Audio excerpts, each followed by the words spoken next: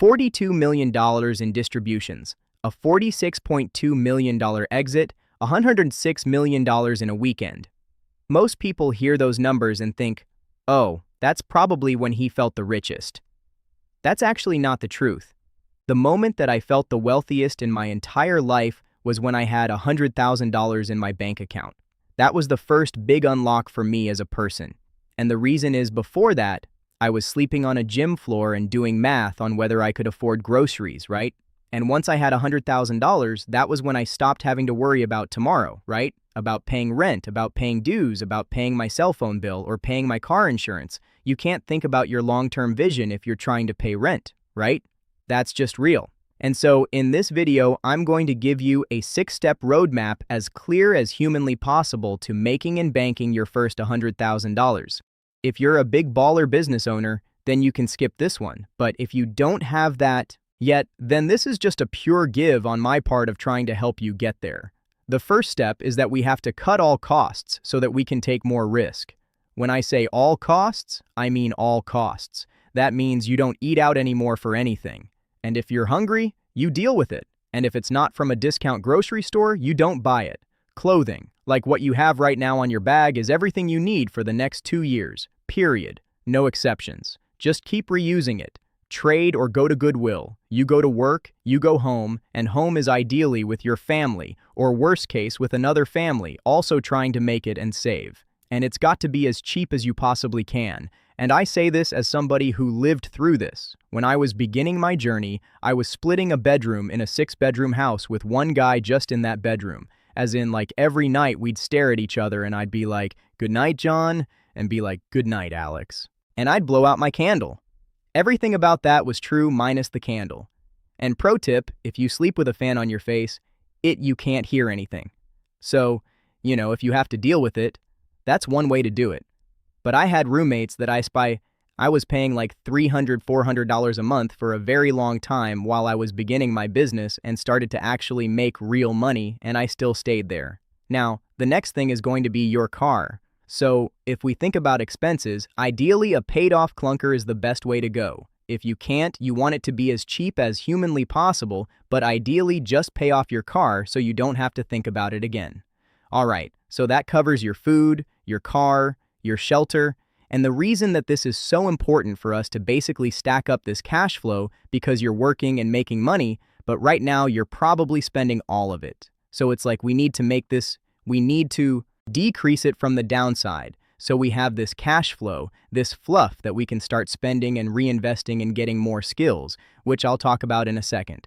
All right, real quick, if you're on this path to your first 100K, I want to make it faster and easier for you. So these books, I had 3.6 million of these books that were donated by other entrepreneurs. These books I'm personally donating. And so if you are on the path, you can get all 3 of these books for nothing basically, for just covering the shipping. So I think it's 16 or 17 bucks all in for all 3 hardbacks shipped to you, plus a 30-day trial of school to actually use this stuff and have the tools to apply it in. All right, so it's the best thing. We call it the business backpack. It's literally everything you need to get started online. I'm not promising you're going to be a zillionaire. I'm not promising you make $100,000. I'm just saying it's a great way to start, and it's the best. It's one of the most valuable things I could possibly give you. And the 16 bucks, I still literally lose money. I lose like 50 cents on that. So yeah, do it. And again, special thank you to all the entrepreneurs who donated the books because we're doing our best to give them out. Now we have to cut all of our time costs. Step 2 is save time. And so if you work a 9-to-5 job, this is kind of just the reality of it. Your 9-to-5 job is not killing your dreams. All right? So just stop subscribing to that. You're wasting the 2 4-hour chunks of the day that you do have available to you, which is your 5 to 9 in the morning and your 5 to 9 at night. So what you want to be doing is, instead of just mindlessly doom scrolling through life, right? Instead you're like, I have 4 hours before I have to go to work, right? Now, if you work remotely, even better because you be more efficient with it.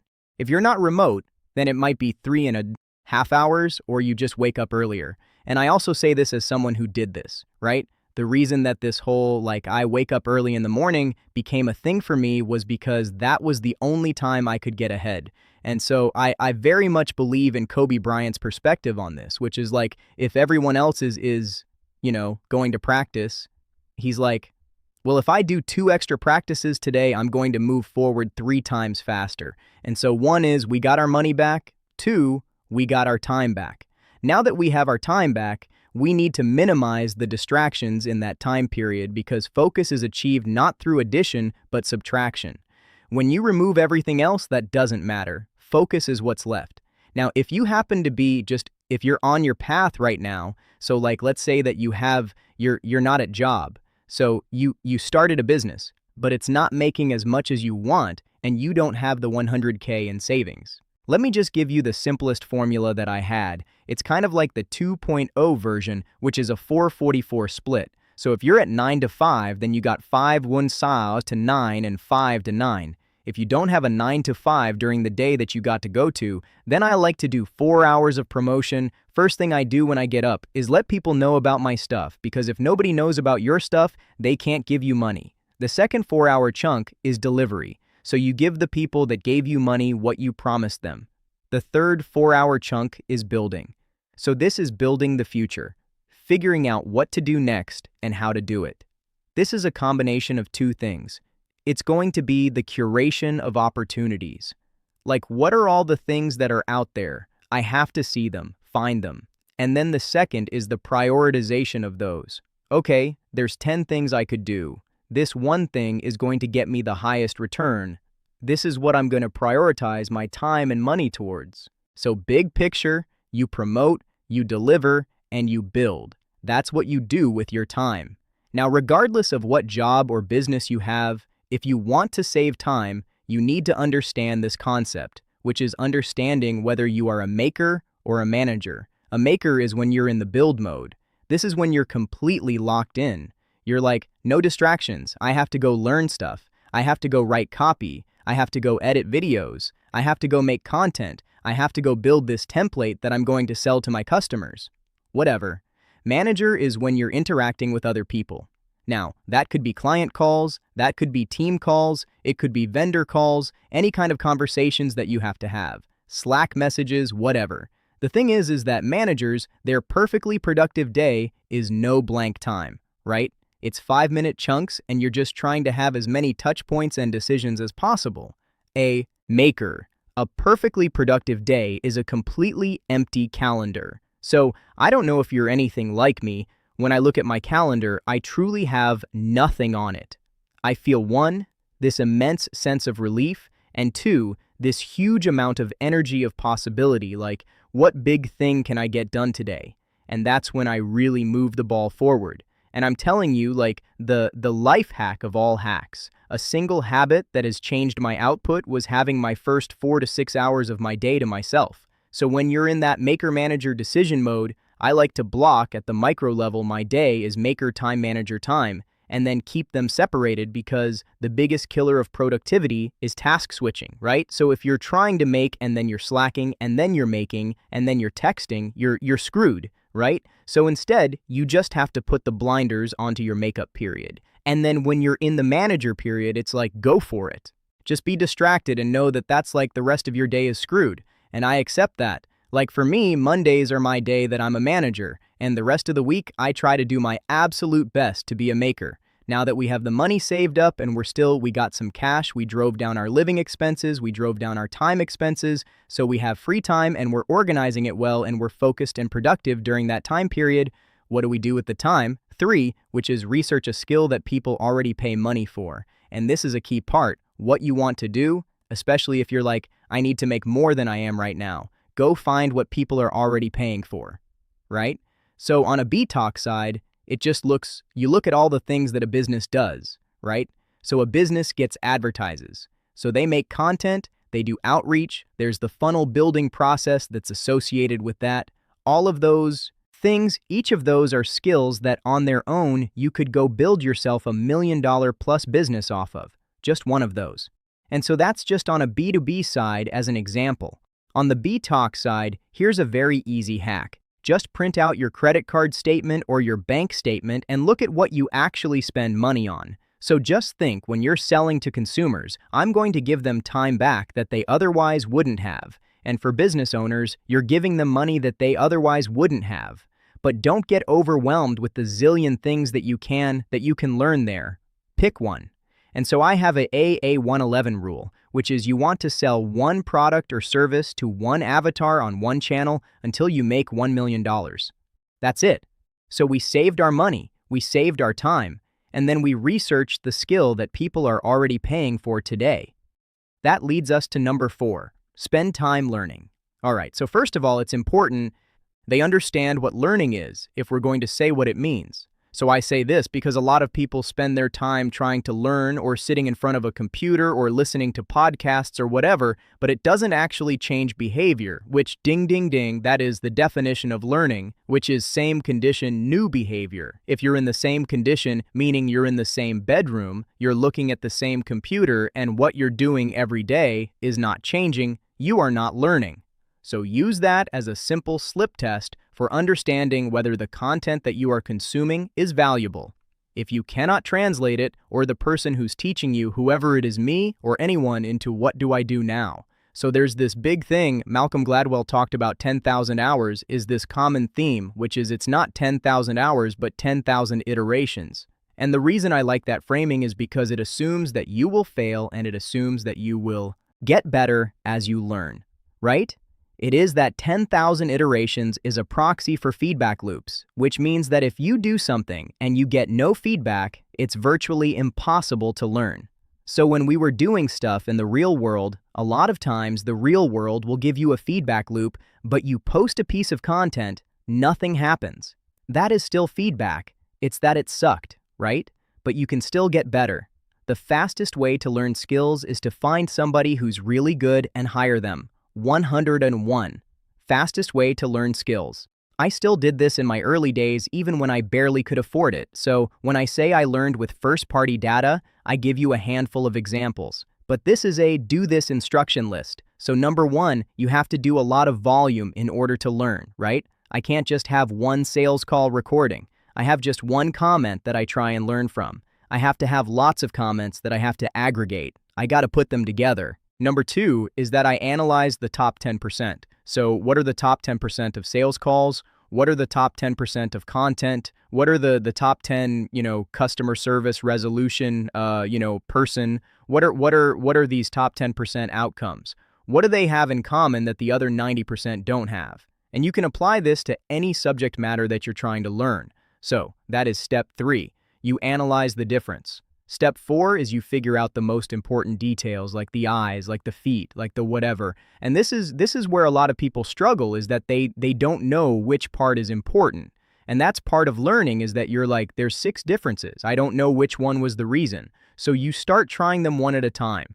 It just is what it is. And so then the final step is avoid the mistakes that the 90% is making that are keeping them at the bottom, and do more of the stuff the top 10%. And you just continue to do another 100 repetitions.